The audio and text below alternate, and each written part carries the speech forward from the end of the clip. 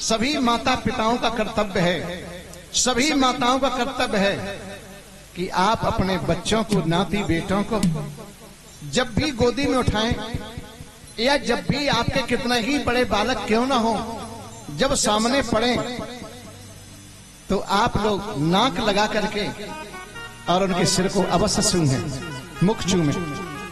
इसमें एक बहुत बड़ा आशीर्वाद भरा हुआ है कि जो माता पिता अपने बालकों के सिर को सूंघते रहते हैं उन बालकों की आयु बढ़ जाती है, उन बालकों की आयु बढ़ जाती है। उन माता पिता के आंखों के सामने उन बालकों की मृत्यु नहीं होती है। ये बहुत बड़ा आशीर्वाद है। इसलिए आप सबका कर्तव्य है कि आप लोग अपने जब बालक या नाती बेटा जो भी सामने पड़े, सिर लगा करके और उनके सिर को अपनी नाक लगा करके और सिर को अवश्य सूंघते रहे। हिरण्यकशिपु देखो प्रहलाद जी के सिर को सूंघ रहा, मुख चूम रहा, आशीर्वाद हुआ मेरा बालक दीर्घजीवी बने, मेरे बालक की मृत्यु मेरी आंखों के सामने ना हो। और वही हिरण्यकशिपु देखो प्रहलाद जी को मारने की लाख कोशिश करेगा लेकिन नहीं मार पाएगा। क्यों? कि पहले ही सिर सूंघ चुका है, मुख चूम चुका है। मेरा बालक दीर्घजीवी हो, इसकी बड़ी उम्र हो, आशीर्वाद हो चुका है, फिर कैसे मार सकता है? नहीं मार सकता। इसलिए आप सभी लोगों का कर्तव्य है कि इस कथा को जरूर अपने जीवन में उतारें। कथा को सुनना ही नहीं अपितु कथा को अपने जीवन में अवश्य उतारें और इसी से कल्याण होगा। प्रहलाद जी के सिर को सहलाता हुआ बरदस्त फिरता हुआ पूछने लगा, प्रहलाद जी तुमने विद्यालय में जाकर के कितना पढ़ा है? प्रहलाद जी ने कहा, पिताजी हमने विद्यालय में जाने पर 9 क्लास पास किए हैं, 9 क्लास। हिरण्यकशिपु बहुत प्रसन्न हुआ। कोई भी बालक विद्यालय में जाता तो 1 वर्ष में 1 ही क्लास पास कर पाता। मेरे बालक को विद्यालय में पहुंचे 3 वर्ष हुई और 1-1 वर्ष में उसने 3-3 क्लास पास किए, माने 3 वर्ष में 9 क्लास पास किए हैं। मेरा बालक बहुत होशियार है। बेटा प्रहलाद तुमने वो कौन से 9 क्लास पास किए हैं मुझे बताओ। प्रहलाद जी ने कहा, पिताजी हमने ये 9 क्लास पास किए हैं कि श्रवणम कीर्तनम विष्णु स्मरणम पाद सेवनम अर्चनम वंदनम दास्यम सख्यम आत्म निवेदनम। हमने ये 9 क्लास पास की है। पहला क्लास पास किया है कि भगवान की कथा को सुने, दूसरा क्लास पास किया है कि भगवान की कथा को सुनने के बाद बाको कीर्तन करे, तीसरा क्लास पास किया है कि भगवान विष्णु का स्मरण करे, चौथा क्लास पास किया है कि मंदिर आदि जिसमें ठाकुर जी की प्रतिमा हो उसकी सेवा पूजा को करे, पांचवा क्लास पास किया है अर्चना भगवान की पूजा करे, छठवां क्लास पास किया है कि भगवान की वंदना करे, सातवां क्लास पास किया है कि भगवान का सखा बन जाए, और आठवां क्लास पास किया है कि आठवां क्लास पास किया है कि भगवान का सखा बन जाए, सातवां क्लास पास किया है भगवान का दास बन जाए, और 9वां क्लास पास किया है आत्मनिवेदनम। जब अपने शरीर को छोड़े तो ये कह दे कि तुदीयम वस्तु गोविंदम तुभ्यमेव समर्पय, ये शरीर तुम्हारा है और तुम्हारे चरणारविंदों में निवेदित है। ये कह करके अपने शरीर को छोड़ दे। तो ये पिताजी हमने 9 क्लास पास किए हैं और ऐसे हमारे ये 9 क्लास हैं कि ना तो कभी 9 से 10 बने और न कभी 9 से 8 बने। ये हमेशा 9 के 9 ही रहते हैं। क्यों? कि भक्ति एक रस है, भक्ति न कभी घटती है और न कभी बढ़ती है, एक रस रहती है। परमात्मा एक रस है, जो त्यों काल एक रस रही और महिमा निगम नीत कहीं। जो परमात्मा तीनों कालों में एक समान रहता है वो एक रस है। और जब भक्ति के द्वारा भक्त का भाव एक रस हो जाता है और तब वो भक्त एक रस परमात्मा को प्राप्त हो जाता है। तो कहा इसलिए मेरे ऐसे ये 9 क्लास हैं कि पिताजी न कभी घटते और न कभी बढ़ते हैं, ये हमेशा एक समान रहते हैं, 9 के 9 ही रहते हैं। मेरे चाहे जितने 9 क्लासों को बढ़ाओ पर पिताजी रहेंगे 9 के 9 ही, और नहीं तो बढ़ा के देख लो।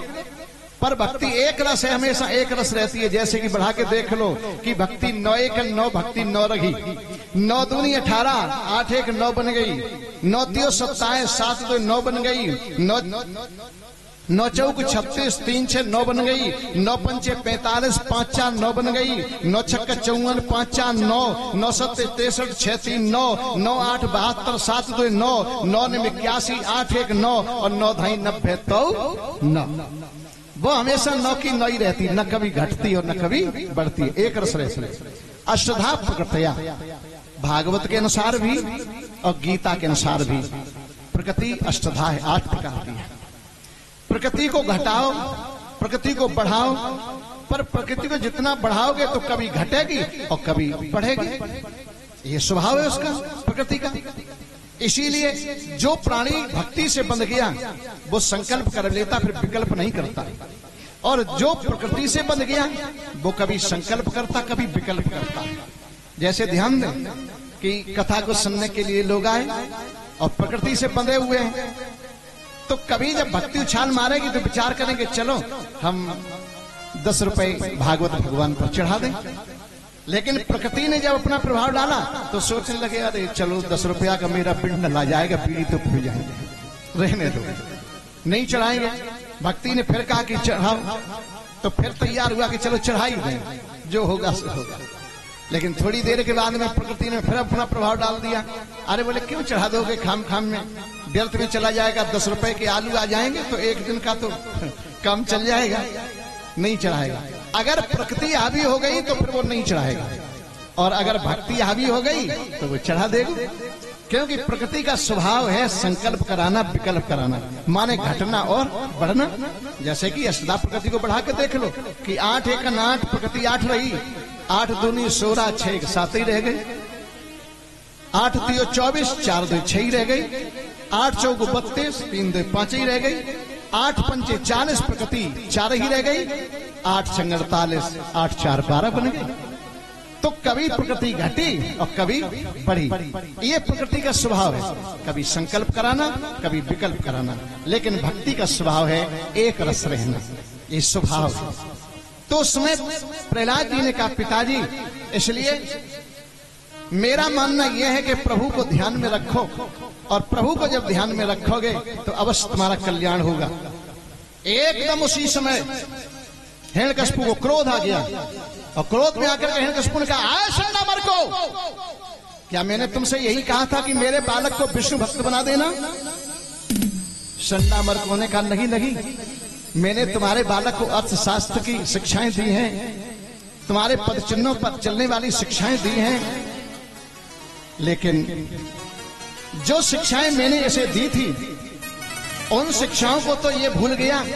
जब तक मेरी गोद में रहा तब तक जो मैंने पढ़ाया वही शिक्षाएं बताता रहा, और जब ये तुम्हारी गोदी में पहुंच गया तो पता नहीं इस बालक का कौन सी दूसरी रेडियो स्टेशन से तार जुड़ गया जो ये बालक दूसरी बातें करने लगा। बोले तो जाओ, इस बालक की मासूम बुद्धि है और इस बालक को ले जाओ और पुनः उसे शिक्षाएं दो जाकर के। बस उसी समय शंडामर के फिर लिवा करके आई प्रहलाद जी को, और कहने लगे लाला जो मैंने पढ़ाया उन शिक्षाओं को अपने जीवन में उतारो। प्रहलाद जी कहने लगे नहीं गुरुदेव, जो तुम शिक्षाएं दे रहे हो ये शिक्षाएं हमको अच्छी नहीं लगती हैं। साचो एक राम नाम, झूठो है जगत सारो, राम गुण पावन पुनीत नित गाइये, आदि राम मध्य राम अंत हूँ में राम नाम, पढ़े सोई राम नाम लिख के दर्शाइए, राम नाम बिना कोई वार्ता न चित्त आवे, मेरे मन राम को राम की सुनाइए, राम नाम मूरत पसीए हमारे चित्त, पढ़े सोई राम नाम लिख के दर्शाइए। राम के सिवा मुझे कोई भी शिक्षा अच्छी नहीं लगती है, इसलिए हे शंडामर को तुम मुझे राम की ही शिक्षा दो। पर वो किन्हीं शिक्षाओं को नहीं पढ़ते, राम की शिक्षा पढ़ते। एक दिन क्या हुआ कि शंडामर कहीं बाहर चले गए, प्रहलाद जी का दाव घल गया। प्रहलाद जी ने कहा बालको इस समय राम कहूं तो कल्याण होगा। बालक कहने लगे प्रहलाद जी तुमने इस राम की शिक्षा को कहां पढ़ा गए? प्रहलाद जी ने कहा अपनी माता के पेट में। बोले कैसे? बोले जब मेरे पिताजी तपस्या करने के लिए चले गए, हम माता के पेट में 5 महीने के हो चुके थे। उन्हीं दिनों क्या हुआ कि एक दिन इंद्र ने मेरी माता कयाधु का अपहरण कर लिया और मेरी माता को मारने के लिए जा रहा था। दैव योग से रास्ते में नारद बाबा मिल गए। नारद जी ने कहा, रे इंद्र, तूने किसका अपहरण किया है? बोले कयाधु का। बोले क्यों? बोले कयाधु के पेट में बालक है, हम कयाधु को मारेंगे और पेट के बालक को मारेंगे, मेरा एक कांटा समाप्त हो जाएगा। नारद जी ने कहा, रे इंद्र, इस कयाधु के पेट में तेरा शत्रु नहीं है, इस कयाधु के पेट में तो तेरा मित्र है और उसी के द्वारा तेरा कल्याण होगा। और तू जिस बालक को मारने के लिए जा रहा है। तो उसी समय इंद्र ने कयाधु मेरी माता को नारद जी के पास छोड़ दिया और मेरी माता की एक परिक्रमा की प्रणाम करके वहां से चला गया। नारद जी ने सुंदर सुंदर शिक्षाओं को देना प्रारंभ कर दिया। उन्हीं शिक्षाओं को हम अपने जीवन में उतारने लगे। जब मेरा जन्म हुआ, मीठा मीठा मधुपराग पान कराया गया, उन शिक्षाओं की विस्मृति हो गई। पुनः मैं कुमारी के पास में गया, वहां से पुनः शिक्षाएं फिर स्मरण हुई और तभी से मैं राम कह रहा हूं, इसलिए भैया राम कहो। बालक बोले, प्रहलाद जी, हम राम कहेंगे तो तुम्हारे पिताजी मेरी पिटाई करेंगे। प्रहलाद जी ने कहा, भैया अगर कहीं भगवान का नाम लेने में थोड़ा बहुत कष्ट भी आ जाए तो उस कष्ट को देख करके घबराओ नहीं। आखिर एक न एक दिन कष्ट को देख करके तुम घबराओगे और एक न एक दिन शरीर को छोड़ करके जब जाओगे तो तुम्हारे साथ कोई भी जाने वाला नहीं होगा। इस दुनिया का प्राणी तुम्हारे साथ जाने वाला नहीं होगा।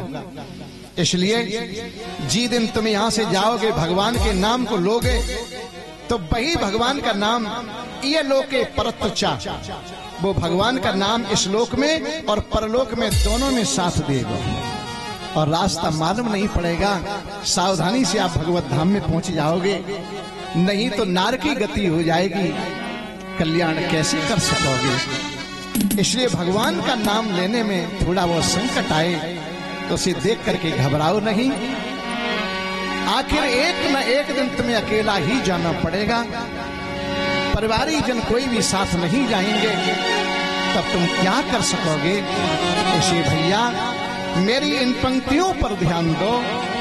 प्रहलाद जी ने कहा,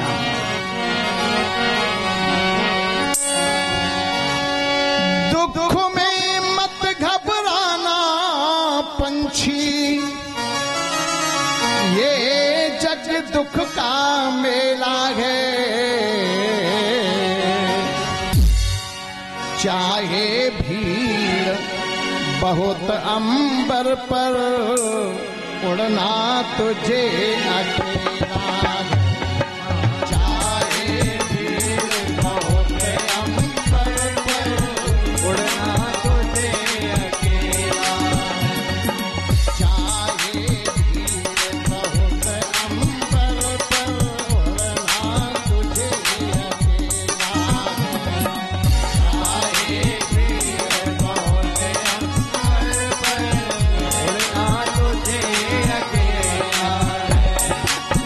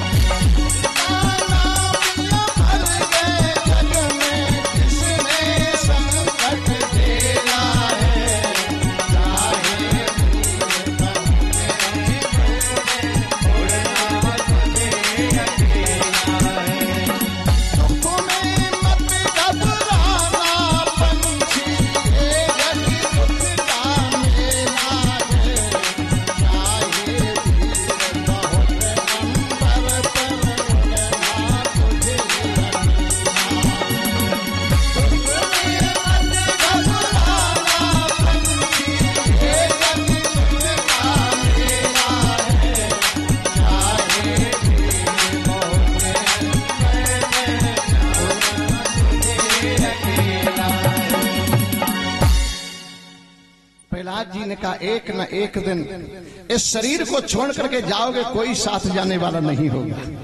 राम का नाम ही तुम्हारे साथ जाने वाला होगा।